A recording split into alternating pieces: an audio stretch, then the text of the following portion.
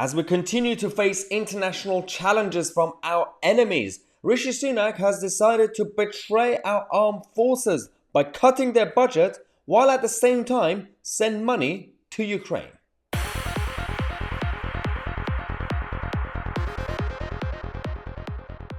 Once again, I'm going to have to start a video by saying that this is not normal. This is absolutely a betrayal of our country and our defense budget while essentially funding a different country's defense. This is weird because if you had a surplus budget and if you had a prosperous economy and you were growing your own defense budget and everything else, then we could say, well, in the name of world peace, we could actually defend other allies and other countries who could get intervened by other enemies. Sure.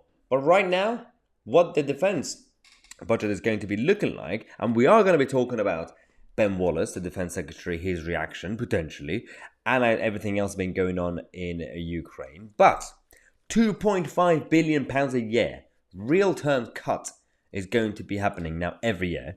And a number of troops will also be reduced. This is the new government of Rishi Sunak and Jeremy Hunt. Neither of them were voted in by, well, the general public, let alone the Tory party members. And this is why people are getting sick and tired of what we are seeing.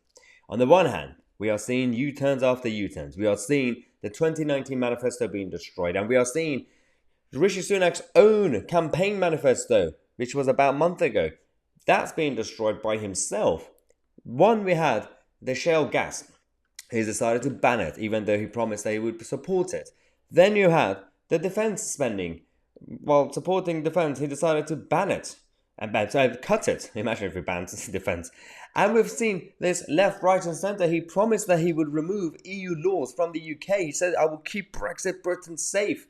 He decided to keep the EU laws in place. Now, you would think that with what's going on right now, people would not really have the appetite to send more money and more of our equipment to Zelensky while we are cutting our own budget. Again, if this was a different circumstance, I fully understand.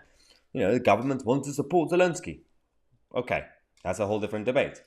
But we don't even have our own money. We don't have money for ourselves because we're actually cutting everything. And now they've decided to say, well, let's just send more drones to Zelensky. Ben Wallace, the defense secretary, promised that he would resign if this happens.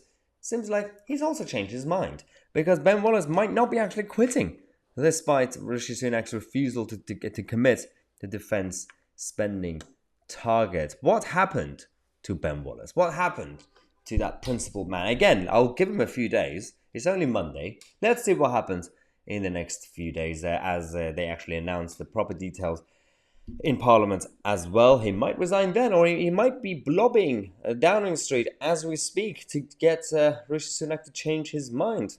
I'll give him some time. But seems to be nothing has changed, in the words of Theresa May. Let me know your thoughts in the comment section. We're going to come back in half an hour with more updates for you guys. Subscribe to the channel. I'm Tousi and we are the media.